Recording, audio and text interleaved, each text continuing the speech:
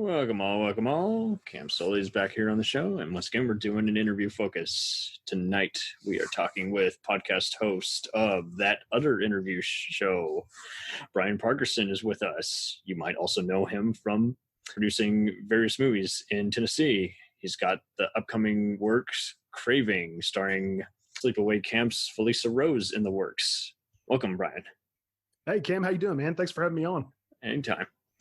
So, once again, we always like to do kind of a indie filmmaker focus because I'm finding that with all the various film buff podcasts out there that unfortunately just so many of them kind of shine away. Like even indie is becoming blurred.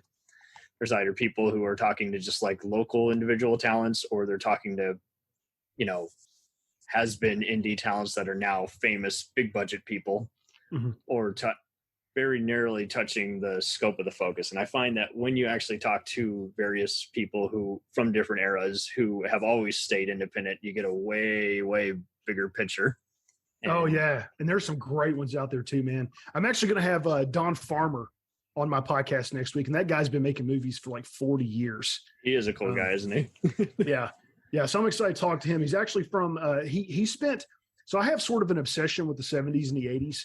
Like if I could go back in time, I have certain things I would go do, and they're primarily going to like see certain bands, checking out a nightclub, and there are certain movies I would go see.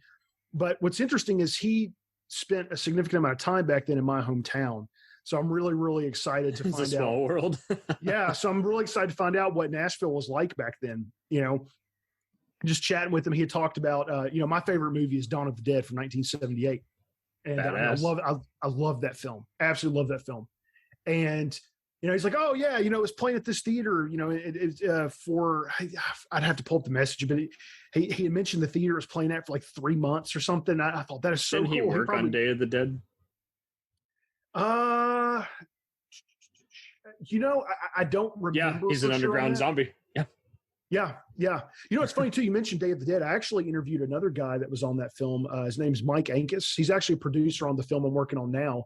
That I'm directing, and he was really good friends with Tom Savini for a number of years. And I'm actually I just got his episode finished editing. I'm going to be releasing it probably next week. He's got some really, really cool stories. I mean, this is a guy who and you'll hear it in the episode. He said like he's actually like laid in bed in Tom Savini's house and watching movies with Tom Savini. Because like Tom had a projector kind of built into the. I don't know if it's in the floor in the middle of the bed or something, but like it projected onto a mirror on the ceiling. And so like they would just sit there and watch like, really campy sci-fi films. And, nice. and he had some really cool stories. And the scene he's in, it's when they're ripping apart Tassos Stavrakis. There's a hand that comes in and pulls out his throat. And that's actually Mike, and he's looking at Greg Nicotero while he's doing that. Yeah. And he was just at Living Dead Week. It was so cool to get to reach out, touch the Ramiro universe a little bit, talking to him, and I've actually been able to, and Facebook, I'll tell you, man, for all the criticism Facebook gets, it's a wonderful networking tool. There are so many people out there that have done so many films that are willing to connect with you. And it's wonderful. It's an absolutely wonderful community out there. So to actually get to talk to people that were in these films that I grew up watching that I fell in love with is just, it's a privilege. And it's also just very surreal, And the fact that they're telling you the same stuff that you've been told, oh, you'll never make it. You'll never do this or that. You need, millions of dollars to make it. It's like, no, organize, know the tricks of the trade, have some discipline, and, set a distribution deal and schedule and get your friends to help you out. And it's just so amazing how we constantly are kind of encountering a lot of this snobbery, and we're having to remind everyone is like, no, just gain some confidence, be very patient, and even reach out, pick a few people's brains at, like you say, at a networking event, at a convention. Even is like you'll find plenty of people who worked on Romero or Evil Dead or even Phantasm, like you mentioned with Nicotero, and it's like they'll help you out if your persona really sways with them. Here's what I'll say to that. So the film community is really, really cool. There are a lot of people out there that are willing Tennessee. to help. I not only in Tennessee, I've connected with the people all over the country. Okay, sweet. The film community as a whole is, for the most part, is actually really, really helpful. There is a prevailing message out there that it's very difficult to make it. And I won't say that's not true, but what I will say is that if you have the drive and you want to do something, there are countless people out there who want to help you, and they're going to share the same passion for your project that you do. Right. You know, I will tell you the most important thing to have. One of the most important things to have as an independent filmmaker, as a director, as a filmmaker in general, is your team. I don't care how good of a director you are. You could be the next Steven Spielberg, but if you don't have a solid team behind you, you're useless. You've got nothing. And it's been really humbling and really amazing to see how many people out there love film so much that they're just willing to go out there and volunteer their time on nights and weekends to help you create something. And it's really amazing. And again, I want to point to Facebook. Facebook is one of the best tools out there for filmmakers, in my opinion, because there are groups out there that are for your local film communities. There are some that stretch out further. You can even join I'm sure Arizona has a film community. I could probably, find a group for Arizona's film community. And if I want to do something out there, I could start talking to them. Networking is really important, but I think also humility is very important. I think people are really drawn to humility, and I would say that's probably one of the most important traits to have as a director, as a filmmaker, is to remain humble.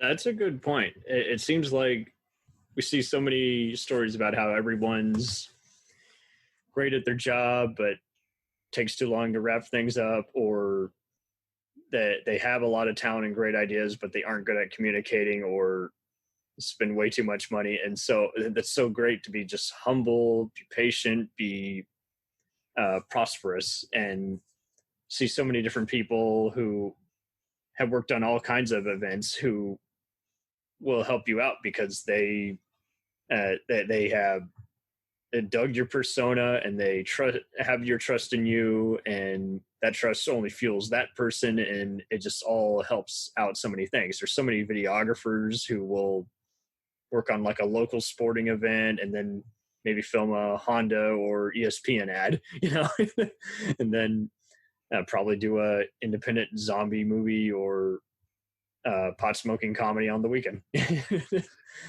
People, everyone is different. One of the beautiful things about humanity is how unique every person is. I mean, you obviously you connect with people out there that share, similarities in personality, but everyone ultimately is unique and different. And that's kind of one of the cool things about directing and making films too, is you get to connect with all these different people. And what's awesome is because you have all these different personalities and different ways of thinking, you get all of these really cool and unique ideas. One of the lessons I've learned in my filmmaking journey so far is how powerful collaboration is. I'm currently working on a film called Blood Repentance. And, Sweet. When I started that screenplay, I was incredibly guarded over it. I didn't want anybody's name on it but mine. But then I had people, started to step in and help me. And I suddenly let my guard down a little bit. And I realized, wow, there is absolutely no reason for me to be concerned at all about my name being the only name on this screenplay, because I now have a much better script with much better dialogue, a much better story, because I listen to these people that are helping me. And so you found the right kind. You didn't find the ones who were just there to belittle everyone or make them feel smaller.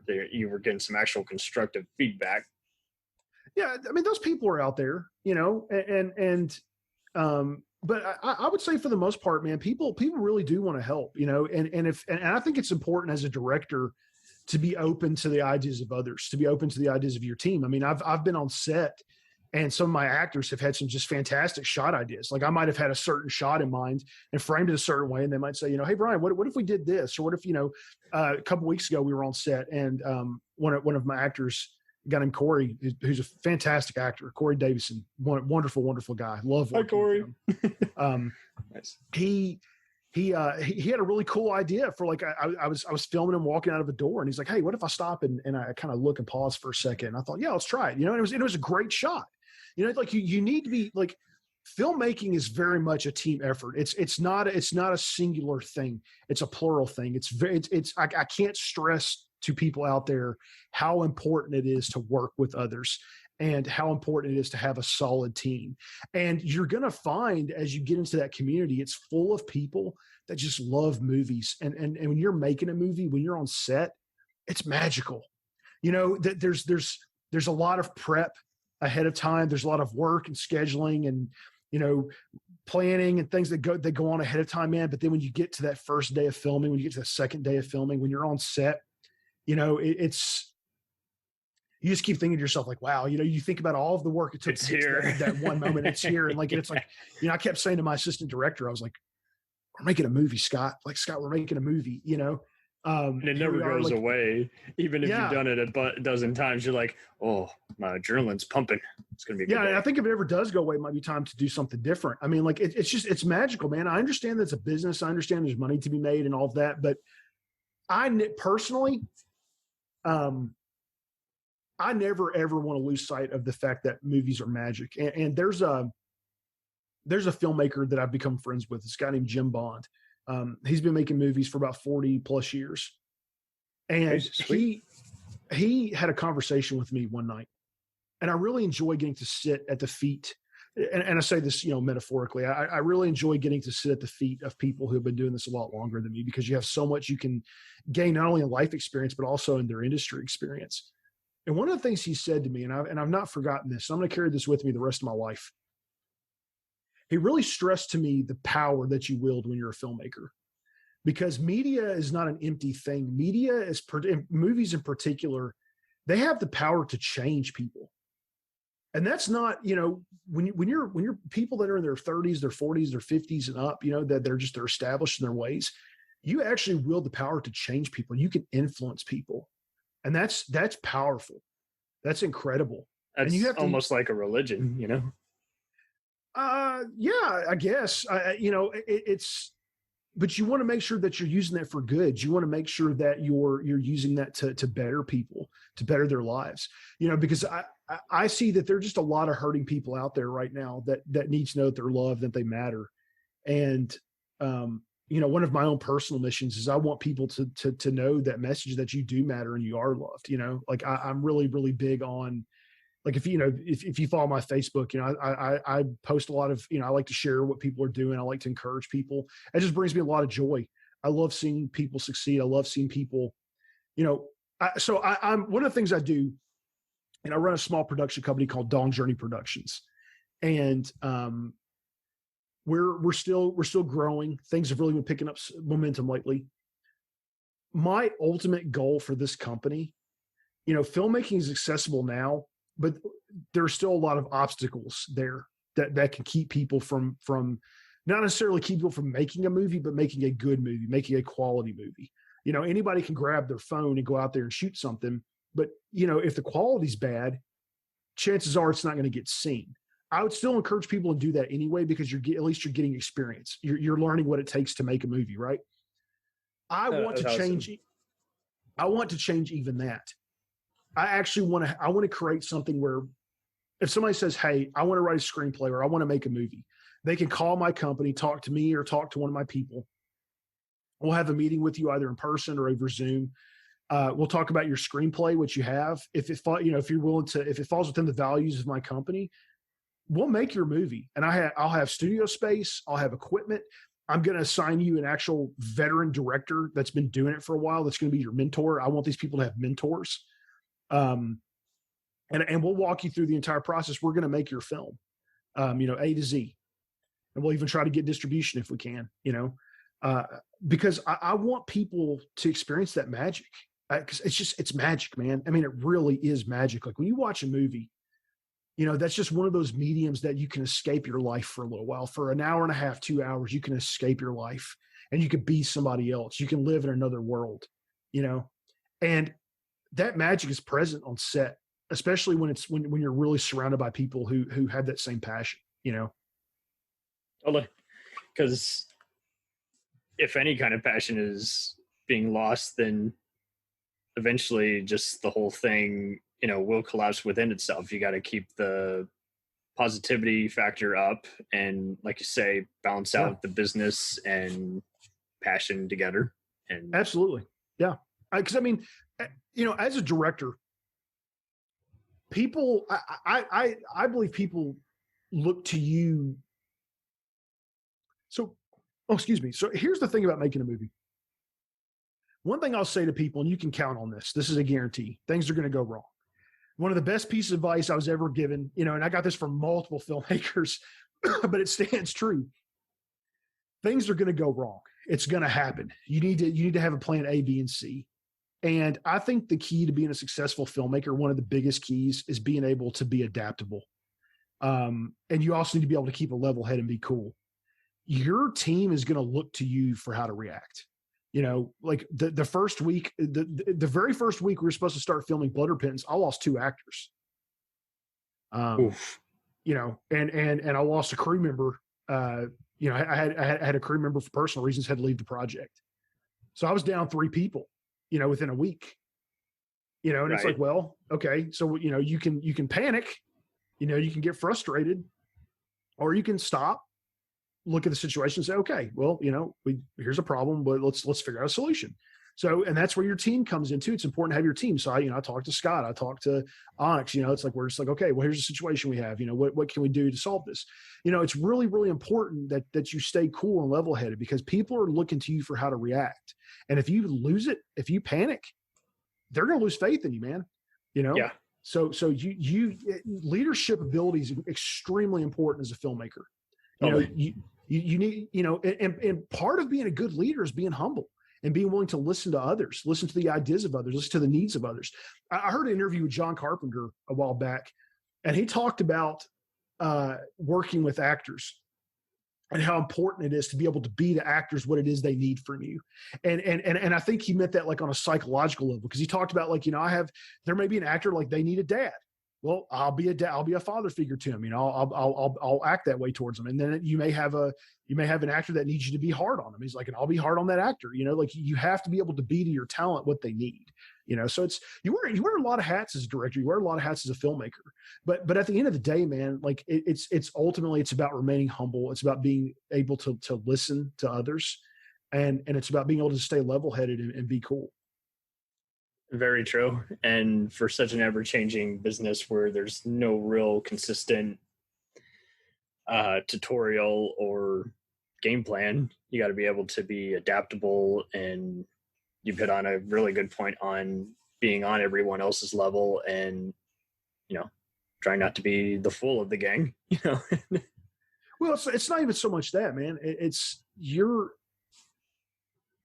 You may be the director, but you have to maintain the perspective and understand that you're nothing without your team. Well, that's what I mean. A collaborator. Exactly. The movie, my movie would be nothing without my team. I can't do it by myself. It's taken the hard work of everybody to make this happen, and at the end of the day, man, these people are your cheerleaders. They're walking right next to you through this project. And it's just really amazing. It's really amazing. Like it's been such an incredible thing to see how important teamwork is in this filmmaking journey. And it's just such a privilege to get to work with all these people and to see the talent they present, 1,000%. So let's backtrack a little bit. Sure. Did you go to college for film, or was it just one of those you did your regular day job and then you did film in addition to that? That's a great question.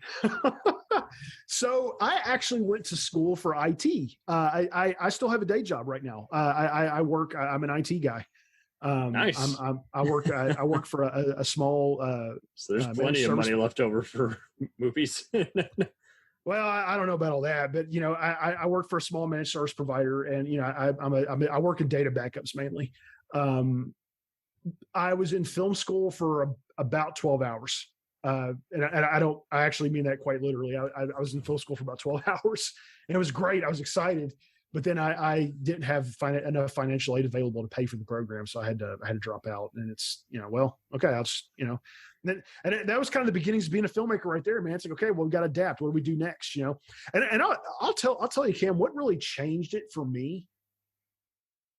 And I really hope I really want to meet Joe Bob Briggs in person, because I want that would be great.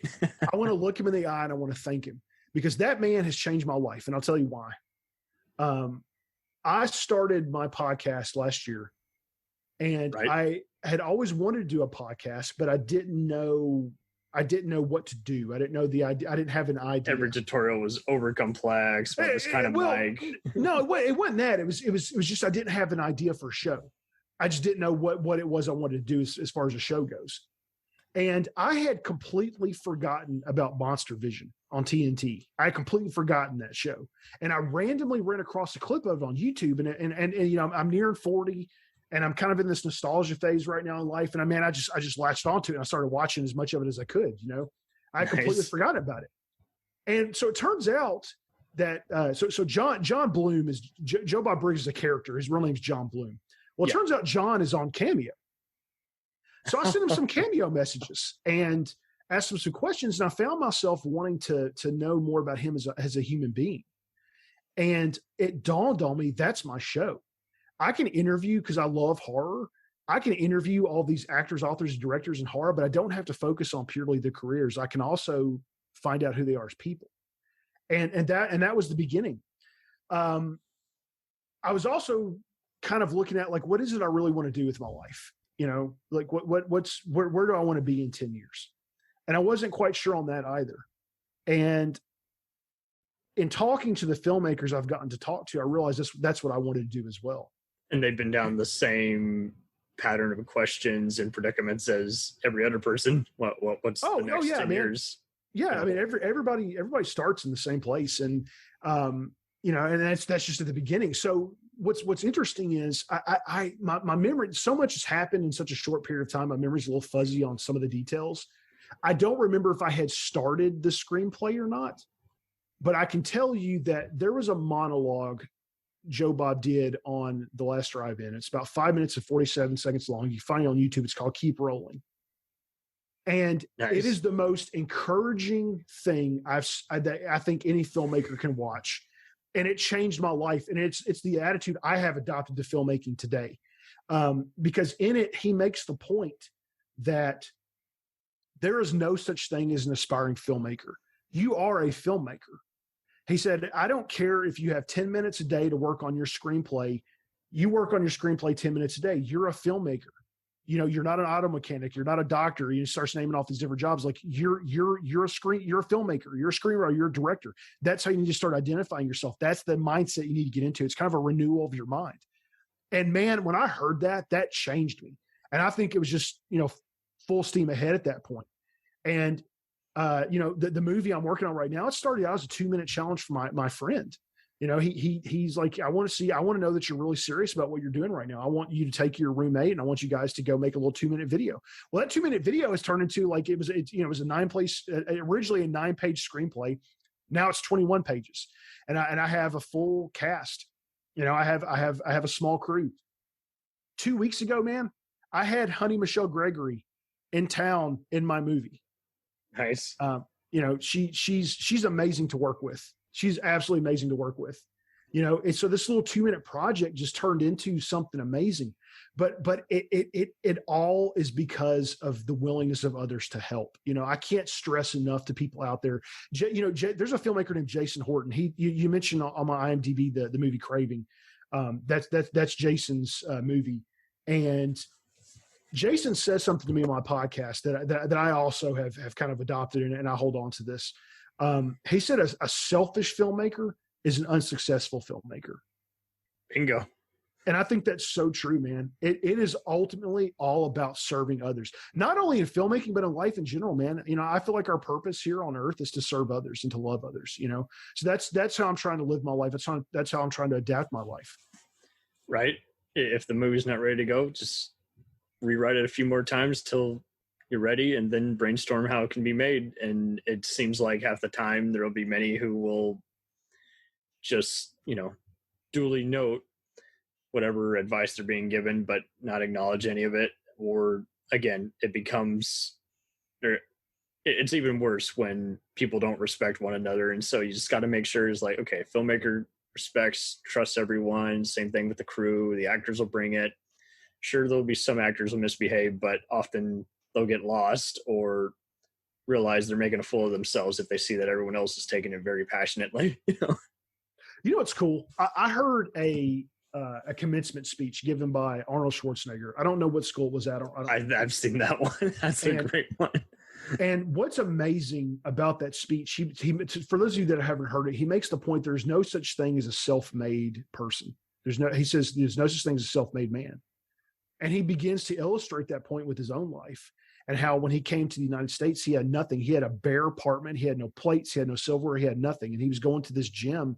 And one day, all these people at the gym, they furnished his entire apartment. They brought him silverware. They brought him plates. I don't care how successful you are. You play a part in it. But at the end of the day, I think two things happen. I think God opens doors for you. And I think also people take chances on you. Totally. And in my own journey in this, I wouldn't be where I'm at today had people not taken chances on me and done things to help me. That's so true. Everyone likes to think that stuff that happens to you can only happen if you got like endless amounts of money in the world, or you're just like a super god of some sort. And it's like, no, you work on yourself, and then bit by bit, baby steps. Just if you have a magnetic persona, then you're already got a good quarter of yourself figured out, and then you got to figure out other things that can make that can enhance your life and make your progression of creating entertainment even easier to conjure up. I mean, and all these people you've been referencing here have been pretty instrumental at just showing, hey, you can make something out of having barely anything. Oh yeah, these are people who believed in me, man. I've not had anybody tell me I can't do this. I've been fortunate to not have that message presented to me. I have been surrounded by nothing but really loving, caring people. There's some really awesome people in the Knoxville film community. There's some really awesome people in just the film community at large. When I say at large, I just mean, nationally. I've actually not had anybody tell me I can't do this. I've really had quite the opposite. I've had a lot of people that have just really encouraged me. And, it gets tough at times, man. I mean, there are times you're just like, I don't know what I'm going to do. I don't know where I'm going to get this money from. I don't know where I'm going to get this equipment from. I don't know, like when I lost those two cast members, I thought, okay, one of them was a lead, and I didn't know what I was going to do. And suddenly I got a Facebook message from somebody, and we auditioned her, and she was amazing. And not only is she a fantastic actress, man, she's a producer on the project now. She started getting out there and marketing things and got us some ad space. And like, she's a rock star, So it's just, I think at the end of the day, things tend to work out the way they should, right. And it's important to stay encouraged and to try to surround yourself with good people. A lesson I was always taught growing up was, you are the company you keep. And I think that's, as simple as that sounds, it's probably one of the most profound things anybody can tell you, because you are, so if you surround yourself with really good, encouraging people that love you and care about you, and you can share that same sentiment with them, man. Like you can't help but, succeed. The entire crowd can't help but succeed, man. Because if you have a bunch of people that are just like, trying to outserve the other one, it's like, well, hey man, let me, see if I can get this for you. They're like, cool, let me see if I can get this for you. And you're just constantly tossing resources back and forth at each other, like you're going to succeed, and I think that's what it's all about. There's a really cool thing going on in the Knoxville film community right now.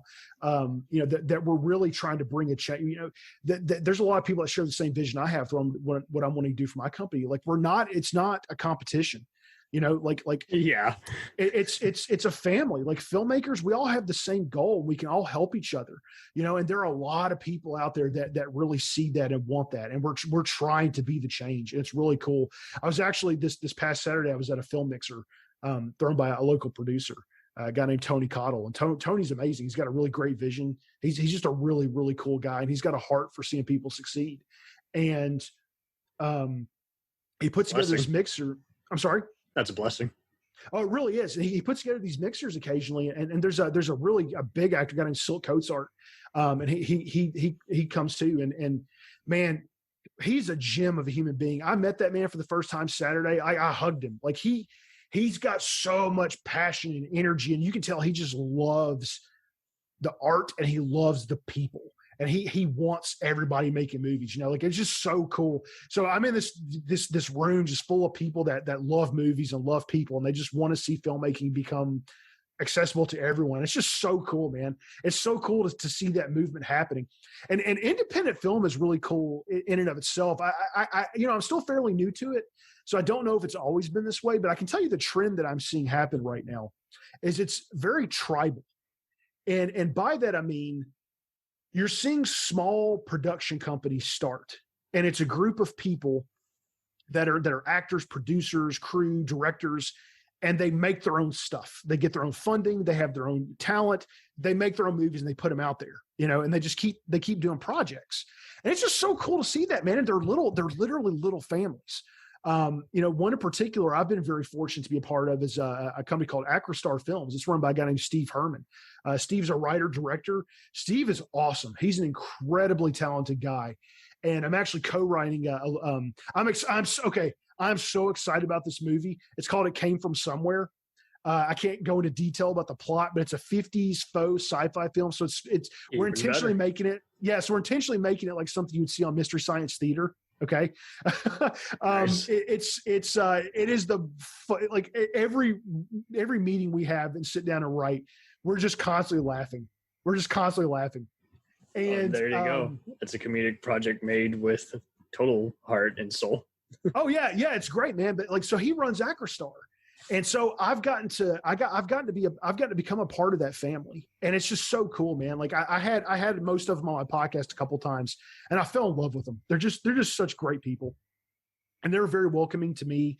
And Steve and I have just really hit it off. He's just such a good guy, and his producer Ann Myrna, she's fantastic, and all of his crew and cast, they're just all wonderful people. So they're actually they just put out a film called Trepidity that I got to be an assistant producer on, and it's a really, really good film. He did something really amazing with it, and it's been so cool to just watch this kind of meteoric rise they've had. It's just exciting to watch, and it's just a blessing, man. It's a blessing. That's great. So again, you've been fortunate enough to pick a lot of brains, get a lot of great trivia and advice. Yep, and I have endless encouragement. What are some other kind of genres that you would like to venture into at some point down the road, regardless of man, what a great question. I love that. Horror is kind of my heart. Like I love horror films. My company, we just optioned a script recently. I can't say anything about it other than we just optioned a script. But it's going to be something completely different than horror. I can tell you that.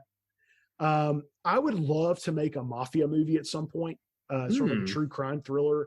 I want to do an ode to Alfred Hitchcock at some point, and do something in black and white, maybe even on film. I would love to do I'm probably here soon going to start writing a comedy with some people. I want to do a comedy film. And I also want to do a puppet movie. I have an idea for a puppet film that I want to do. And the funny thing is I don't have I have no idea how to make a puppet film. So I'm going to have to really research and talk to people that are willing to talk to me. But man, rent out a theater company and just say, hey guys, all puppeteers on deck. I need your help. The guy I really would love to get to sit and pick his brain is Alan Troutman. I got to interview him a couple of weeks ago with a friend of mine, Angel Bradford. She's a makeup effects artist and an actress. She's a fantastic actress, super cool person. And she and I both interviewed Alan. And the interesting thing about Alan, so for those of you out there who don't know who Alan Troutman is, he actually played Tarman in Return of the Living Dead. That's kind of where people really know him. Wow. But what's interesting about him, and I knew there was a chance this was the case, and it did turn out to be the case, Alan is not a horror guy at all. He's a theater guy, and he's a puppeteer, and he's a master puppeteer. He's been working for the Jim Henson Company or he's been doing stuff with them for decades. He joined right before Jim died, and the guy, I mean, all of his work is mainly puppeteering and voiceover stuff with the puppets, and he loves theater as well. So it's interesting how when he took that job, he didn't take it because he loved horror. He took it because he needed a job, So, but he did such an amazing job in that role as Tarman that like it's kind of become synonymous with him. You hear Alan Trautman, it's like, oh yeah, Tarman from Return of the Living Dead. It's like that's not who he is, man. He's very much a puppeteer theater guy. And he's really, really nice. If you ever get a chance to interview him, he is super, super nice and super awesome and very interesting to talk to. Cool. I forgot where we were going with that, man. I apologize. It's all good. We're here to all collaborate and discuss some deep stuff. Again, you're open to just various different genres. What are some tips that you would like to leave with many various people who are just getting into this? Like, what are just like some free things that you got to bring to every? Yeah, absolutely. So the first thing I would say is, I would say go out and watch the monologue Keep Rolling that Joe Bob Briggs did. I would say do that. There's a book, and something told me to bring this book in with me because I'm not going to get the title right. It's the bare bones called the Bare Bones Camera Course for Film and Video, and it's written by a guy named Tom Schroepel, Schroeppel. Tom was actually a combat photographer in the military. And so he gives you like just a crash course on filmmaking. Like, here's how lenses work. Here's how the camera works. And then, my favorite part of the book was when he started talking about, actual scene setups and things like that, going into cut on action and the axis of action and not crossing the line and the importance of cutaways. And he goes into all this stuff. That book is phenomenal. Pick that up. It's not super expensive. Read through that. Next thing you need to do, if you have a smartphone, okay? Right. And pretty much everybody has a smartphone. There's an app called Filmic Pro. It's about $15. I used to use it a lot. It's a great one. Soderbergh used it on Sane. It's great. Yeah, Filmic Pro is amazing because here's the thing to remember. One of the unique privileges we have in filmmaking today that people 20 years ago didn't have is the ability to have a camera that you can adjust the frame rate on that readily available. So, to give something the cinematic look, there are a couple settings you have to look at. It needs to be shot in 24 frames per second. And there's something called the I believe it's the 180 rule or the 360 rule. I get the two confused. Well, 180, I think. It's 180, yeah. So the other thing is your shutter speed on your camera needs to be double your frame rate. So, or as close to it as you can get. So like my Canon camera that I shoot with, I can't get it down to 1/48. So I have to get it to 1/50, but it still has the same effect. So what's cool about Filmic Pro is it gives you that granular control over your camera. So I can take my iPhone or I can take my Android phone and I can set it. I can set the frame rate to 24 frames per second. I can set the shutter speed to 1/48. You can shoot in 4K. It gives you that granular control over your camera. What's amazing is at that point, you can make something that looks like a movie. Now, sound's a different story. You really want to try to get a mic if you can, but look, I mean, money just may not be available. If you can spend $15 and get your friends together and write a screenplay together, you can make a movie and it can look like a movie. And if you film close up, you can probably get some half decent sound if you don't have, like far away shots and things like that. Always have two sound guys. Yeah. So, your phone is going to be one of your greatest tools. The next thing is networking. Get involved in your local film community. Find that group on Facebook. It's out there. And if it's not out there, you start it. Find it or start it and start collaborating and getting together with people who are filmmakers, actors. They want to help. They want to work. People out there, man, they won't even necessarily charge you money. They just, because they're working on their resumes too. There are people out there who want to make movies. They're as passionate about it as you are. Connect with those people, and just start collaborating with them. Don't be afraid to collaborate. I would even go so far as tell people to start a podcast. It's been an amazing tool for me. It's opened up the door for me to be able to talk to people I don't think I would normally get to talk to. I've gotten to sit and interview these amazing filmmakers, Jason Horton, Harrison Smith, Hilton Ariel Ruiz, a guy named CJ Vecchio. I've gotten to talk to these really amazing filmmakers who've been doing this for a number of years, and I've got to just gather their wisdom and ask them questions that not only I want to know the answer to, but other people know the answer to. So even go so far as start a podcast, you'd be surprised at how helpful of a tool that can be. maybe consider starting doing a crowdfund and looking at GoFundMe or Indiegogo and seeing if maybe you can raise funds for equipment, or maybe you've talked to your family and say, hey, look, I have a filmmaking dream. Would you help me buy a mic? Would you help me buy? Because what's cool too about smartphones, I want to just focus on smartphones for a second. There's a company out there called, I think they're just called Bear, but they make something called Beast. They make something called I don't know why I always say Bear. They're called Beast, and they make something called the Beast Grip and the Beast Cage. And what's cool is with the Beast Grip, it's this kind of universal mount you can put your phone in, and you can attach that to a tripod. Okay. Now what's cool is it actually has like this slider on the back of it that you can mount camera lenses to.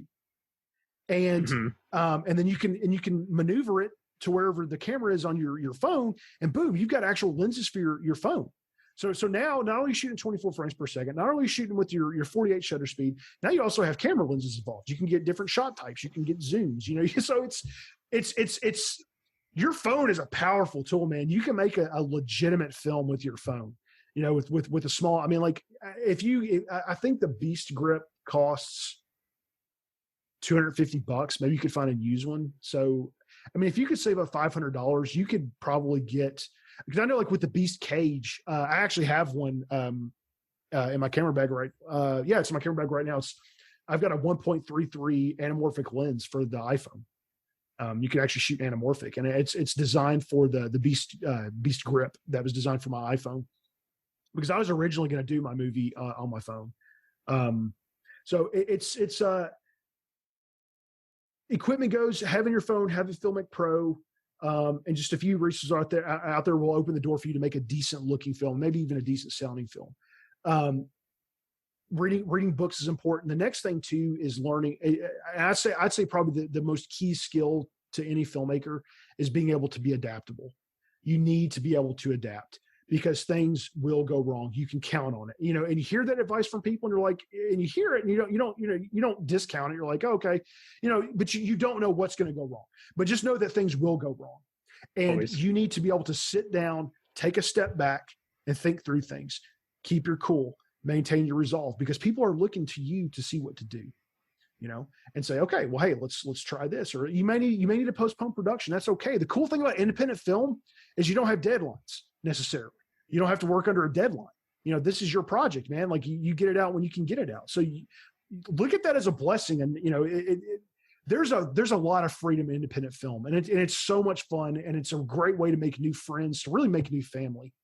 It's a great way to get to express yourself and to bring your visions to life. I really like the way Tom Savini looks at things.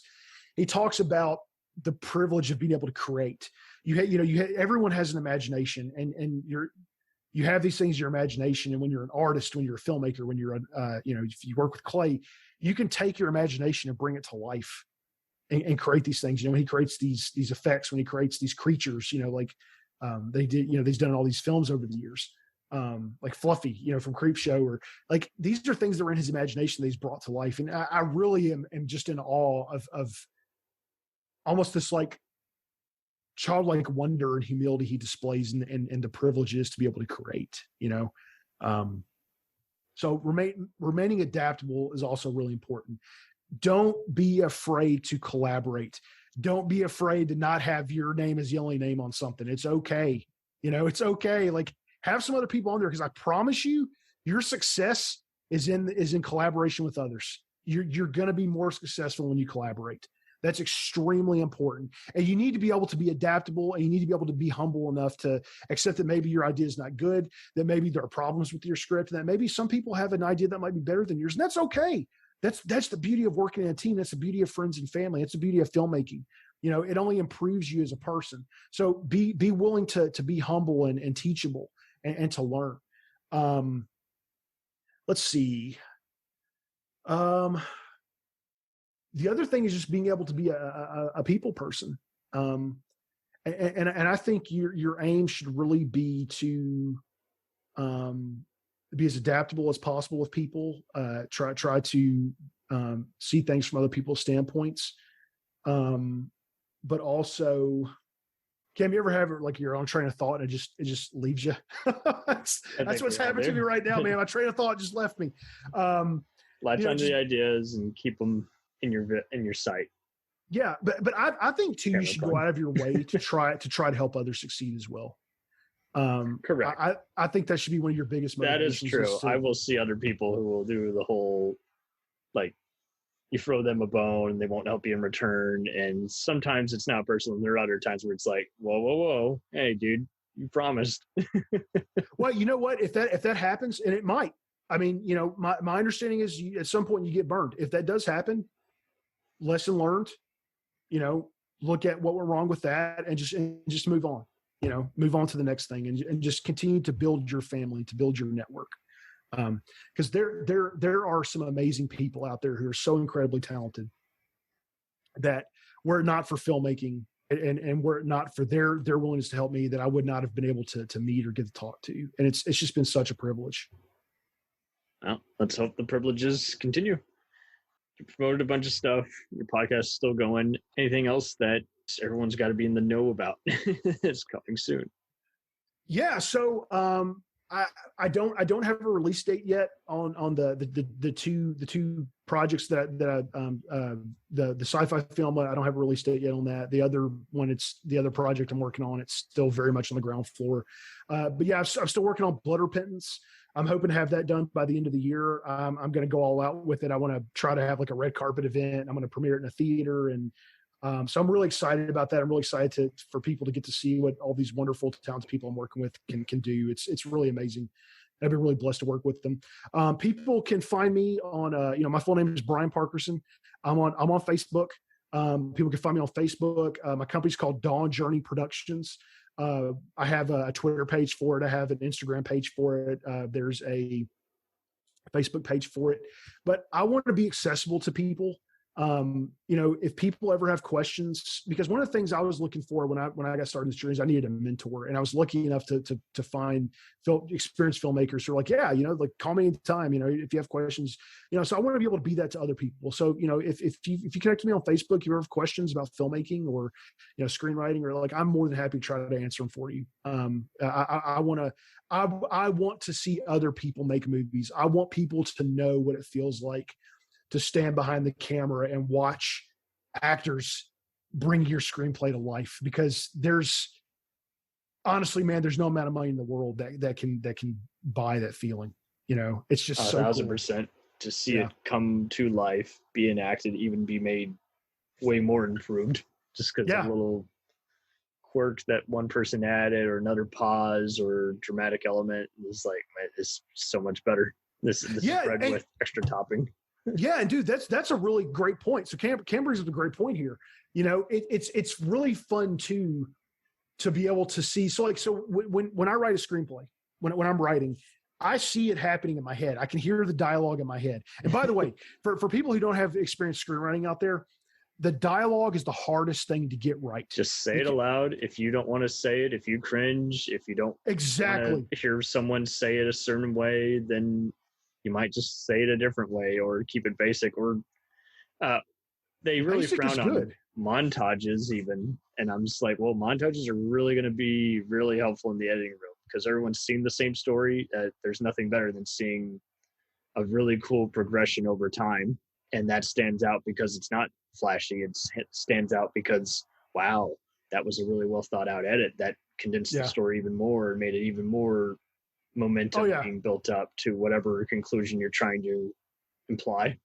Oh yeah. And sometimes montages are just, you have to have them to pass time or illustrate a point. Here's how so-and-so gets a certain device that will open up a portal that will get them to the end of their deal. Here's how so-and-so made certain money so they could afford a payment to this. Here's how someone got ready for school. Here's how someone got away from the creepy monster chasing, just whatever. Yeah. And your budget may not allow you to have, you may not have the budget for 15 scenes, so you just do a small montage to get the point across. I mean, yeah, there's a place for montages for sure. I mean, they're absolutely important. I don't have a problem with montages, but I'll tell you the challenge I run into in screenwriting is verbosity. I hear the characters in my head talking. I see the scene happening. Then I sit down and I read it with my team, and it's just it's either too wooden or it Goes just on doesn't, too long. it doesn't sound natural, you know, and that was such a strange thing to run into. It's kind of like my brain's just like, well, that just doesn't make any sense. It's like narrative in a book doesn't sound good out loud. You know, like spoken dialogue, there's just something different to it. There's a different cadence. There's a little more brevity to it. So it's, you be ready to do drafts. That's all I'm going to say. I think we're on like the, 13th draft of the screenplay right now. Like, you're going to do drafts. I know people that have like done 80 plus drafts on things. I mean, just be ready to spend some time with your screenplay, but it's worth it because you get a better product out of it.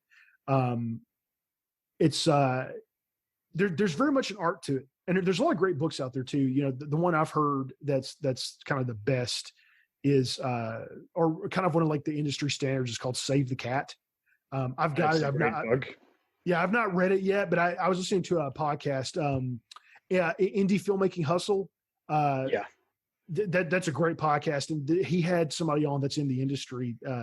And he said that he worked for I can't remember if he said, the guy said he worked for a company that did this, or a lot of these like script companies, you'll come on and they'll just like hand you a copy of that book and say, read this. That's kind of like the Bible to like, introduction to screenwriting. So there's a lot of great resources out there. And I'd even say like find, when you're working on a budget, find a used bookstore. Locally we've got a franchise called McKay's Books, and they sell tons and tons of used books. Go to a thrift store for props. Yeah. Yeah. Oh yeah, dude. That's another one. Like thrift stores for props. Like you can absolutely make movies on like a real budget. There are techniques to making films on the cheap. Because that's what you're going to do for a while. The character needs a toy. Done. Someone needs this kind of wardrobe. Well, it's better than going to the expensive, unconvincing costume store. Yeah, go to the dollar store. I mean, I've done that, man. I've gone and picked up. I needed to mix fake blood one night. And so I went to the dollar store and I bought some cheap, little disposable Tupperwares and these little $2.50 wooden spoons. And, the dollar store is great. I mean, like definitely look for bargains. I've bought stuff for my film at Ross. Amazon's a great resource. So you can find just about anything on Amazon. There's definitely an art to it for sure. And I don't know everything. I mean, I'm still learning. I mean, every day I'm on set, the more I do this, I learn more and more, and I'd say it's the other thing. Just enjoy the journey. There's never going to come a day when you don't know everything. I'm sorry. There's never going to come a day when you know everything. There's always something to learn, but there is going to come a day where eventually that, you're pretty much an expert at something, So I think there's something to be had in enjoying the journey to get there. The book opens up, you lose your place, you need an extra bookmark, so to speak. Yeah, absolutely. You need just one additional person with an extra coffee or extra strap of tape for someone to regain their position and placement in the scene or whatever. One extra moment of rehearsal that ends up being caught on tape. Yeah. And what's funny too is that take may be the one you go with too. That's after all that struggle. And yeah, that's one of those magical things about being on set is just the just all the goofy stuff that happens, all the bloopers and the outtakes. Yes. And have a behind the scenes person, because there's like, for example, the night that we were shooting with Honey, I have a scene where the lights go out.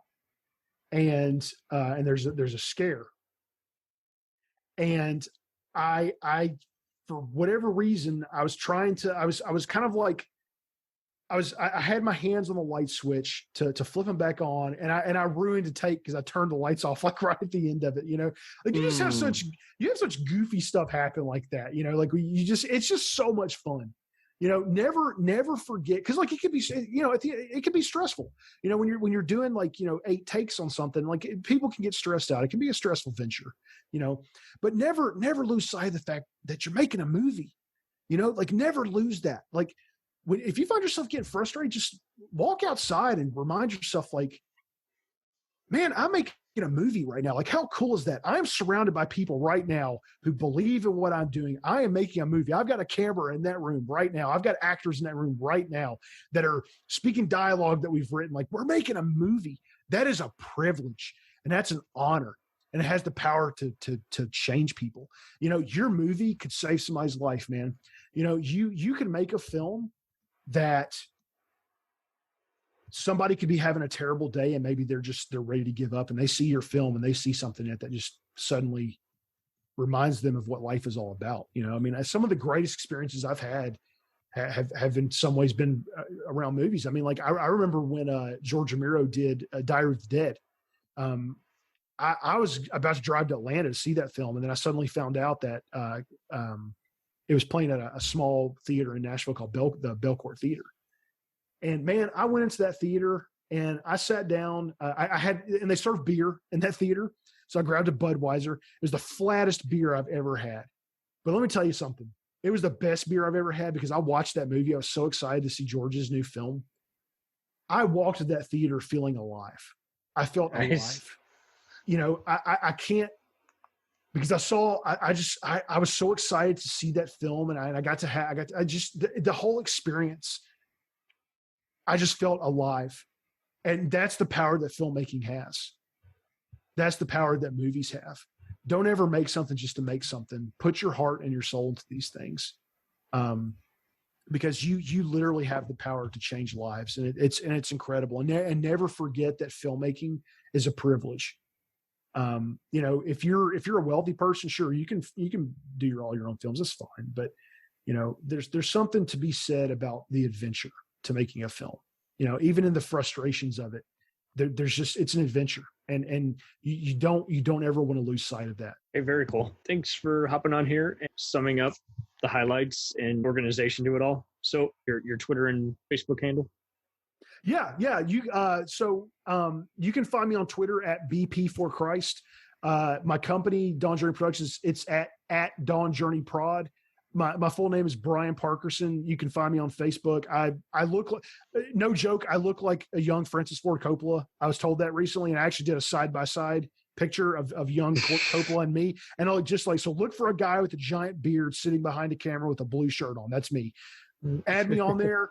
If you have questions, feel free to reach out to me, because I want to see other people make movies. I want to see people experience this magic. And Cam, thank you so much for having me on, man. It was an honor to be on your podcast and to get to talk to you. I really appreciate it. It's a blast. This made everyone's day, hopefully, you know, because just positive reflection. Yeah, absolutely, man. And that's what life's hard enough. You know, we need to be out there serving others and reminding people that they're loved and that life is worth living. 1,000%. Otherwise, you know, there's enough negativity. Why add to it? Let's exactly be the change. Be the change. Okay, stellar.